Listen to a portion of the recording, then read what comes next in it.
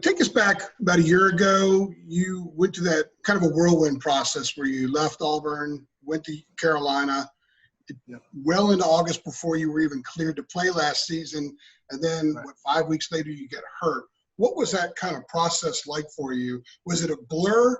And then after you got hurt and you had a chance to sort of exhale and look back, how did you reflect on it? Definitely. It was kind of like a blur. Everything happened so fast. And then when they cleared me, we were waiting for the news like the whole summer. It was a long, tedious process. But the coaches stayed by me and we got it done and got it handled with NCAA, cleared me. And then 5 weeks later, Clemson game, I tore my ACL.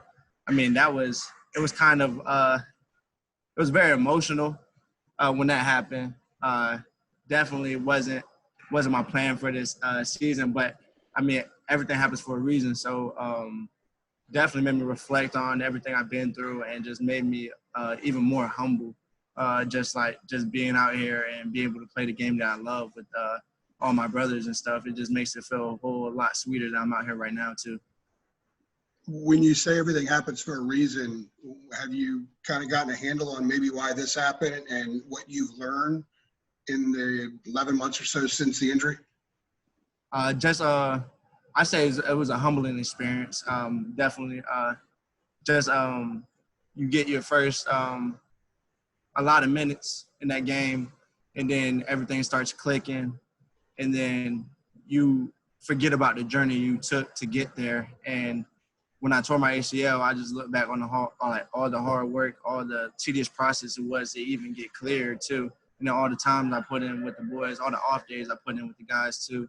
I mean, it just made me love the game even more. I mean, I never had really a significant injury like that. But just bouncing back from that just makes me feel like I can do anything now. So just being able to get through that just made me stronger and had a stronger will as a player, and just glad to be back. When were you fully cleared, given kind of a full go-ahead on doing everything? That was about 3 weeks ago, but yeah, about 3 weeks ago. Cool. Thank you. I appreciate it. Nope. Okay, next up, Greg Barnes.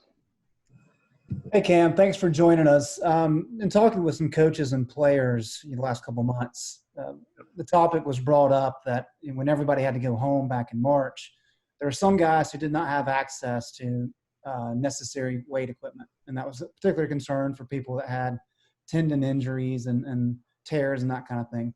Did you have any issues with maintaining your rehab during that period when you were home?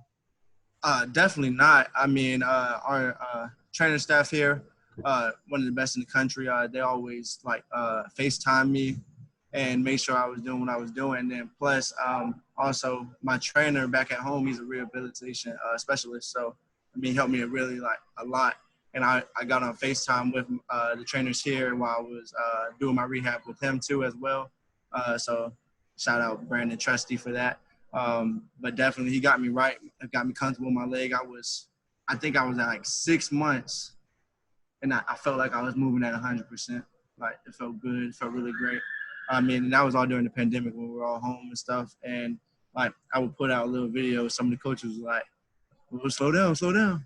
But I mean, it was definitely a process, but it was definitely, I had no slouch with that. I was pretty good off the break. There were a lot of guys, unfortunately, in the secondary who got hurt last year. And Patrice also had an ACL. If there's a silver lining, was there some communication between everybody that got hurt in terms of kind of helping each other through this? Definitely. You would see Treese in the rehab room, you see me in the rehab room, then you see Drew Homeshek still in the rehab room. I mean, you just see that, and then you see Wolf in the rehab room. I mean, you just see a lot of our guys just in there, and then we're all just looking at each other like take this serious, take this, take that, you know what I'm saying? Giving each other notes and giving each other motivation. I mean, and that's what Rude does anyway too. Rude's a brotherhood, so we definitely want to look out for the best interests of one another and make sure everybody's on their stuff. So they really tapped into me because with rehab it's a lot of difficult days. So they were always there to boost the morale and stuff. So it was great. Thanks, Cam. Yes, sir. Okay, over to Ross Martin. Hey, do you prefer Cam or Cameron? Cam. I go by Cam because a lot of people don't say Cameron anyway. Okay, cool. Just checking. Oh yeah. Cam, what do you think your role is in the secondary this year? Definitely. Definitely. Let me see. Definitely a guy to make plays, I would say, but also like make calls, just communicate with the young guys and communicate with everybody, and just make sure everybody's doing the right assignments, everything. So I say like definitely, I want to step into a leadership role. I'm working towards it, and definitely like just communication, over communicating in the secondary, because like Coach says right now, like there's no starting, there's no nothing. It's just guys that can go out there and play. We have all our DBs can play for real.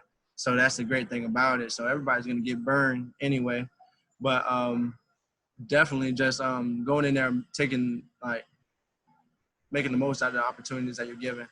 So just making plays. So just want to step into a leadership role with the secondary, and also like just have my guys back with calls and make sure they're doing the right things and I'm doing the right thing as well.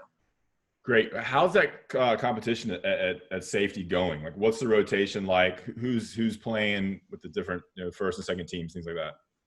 Facts. I mean, it's deep in the rude boy room. So you know what I'm saying. So it's definitely competition. It's competitive every day. I mean, one bad play, you know what I'm saying, be like, oh, somebody might have an upper hand on you. But I mean, just going out there and compete with the guys, it's just great. And then also like I said, the rotation, we like there's blue, white, and gray, but there's like the rotation is just everybody that can play. Like so, like we switch guys up in different groups to see how they can communicate with one another. So I mean, as far as rotation, I mean, coach always says don't even worry about that because we got so many players that can play right now.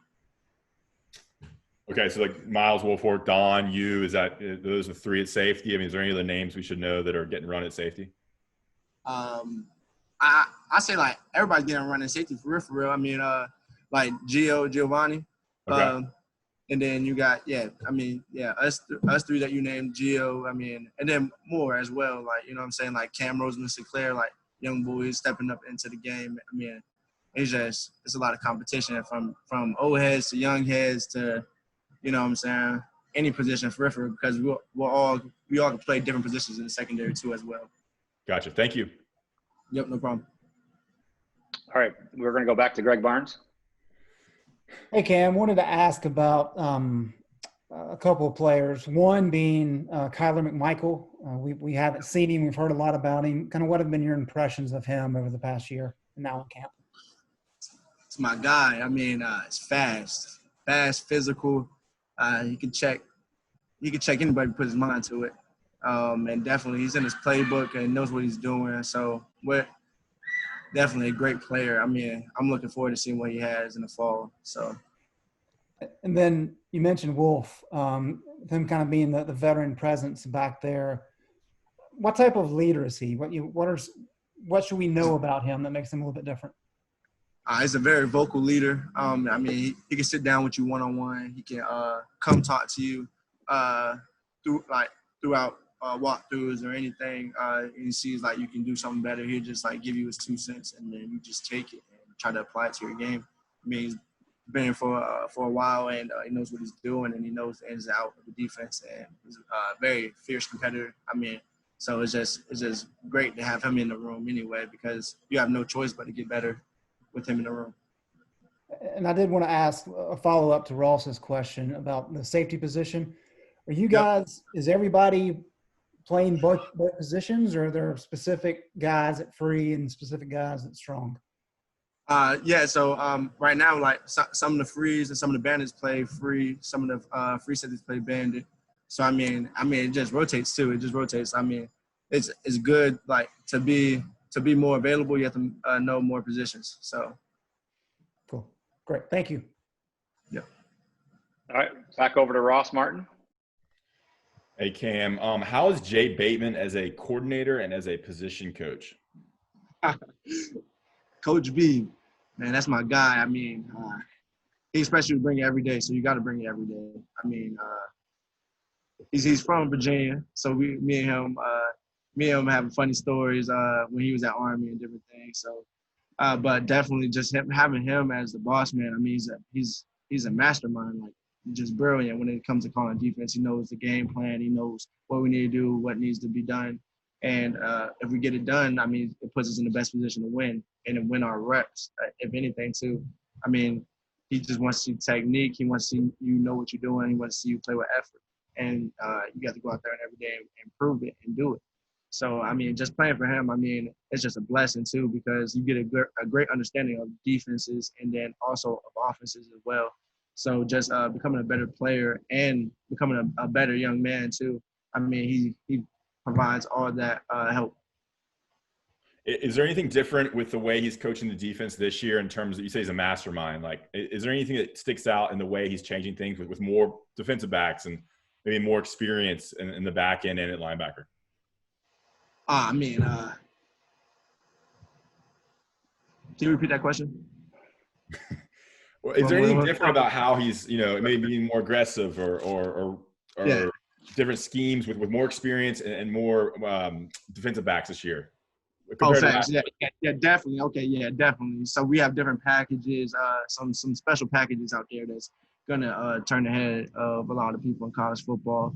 I mean, so I say get ready for that. And then just like when he calls his plays, I mean, there's so many things that could be ran with it, and then so many blitzes or coverages we could be running with it. I mean, it just keep the offenses guessing. And like he trusts us so much that we just gotta play our assignments and just do what we gotta do. I mean, it's either gonna be a pick, a fumble, and completion, from what I know.